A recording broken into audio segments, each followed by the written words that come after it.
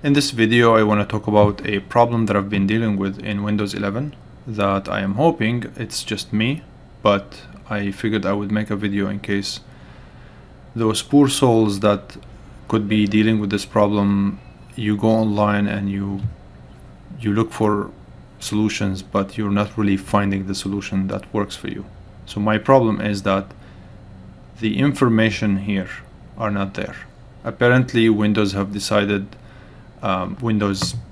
developers have decided to just make a checkbox, I guess, for including this, and if you don't check that box, you're doomed. You don't have it, and then you would have to reinstall Windows, and that's a hassle. So I haven't been able to see the time, the calendar, or most importantly, eject the hard drive.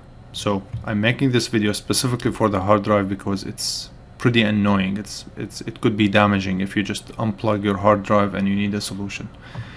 So if you need a solution, I believe I found a solution.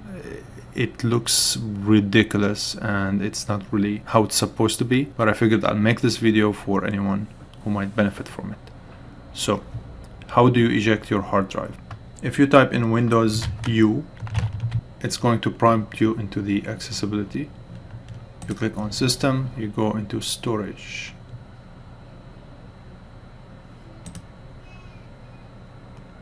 And then in the storage, you go into Advanced Storage Settings. Then in Advanced Storage Settings, you go into Disks and Volumes. And then you finally find all the options that you have. So here in this case, this external hard drive, so I click on Properties.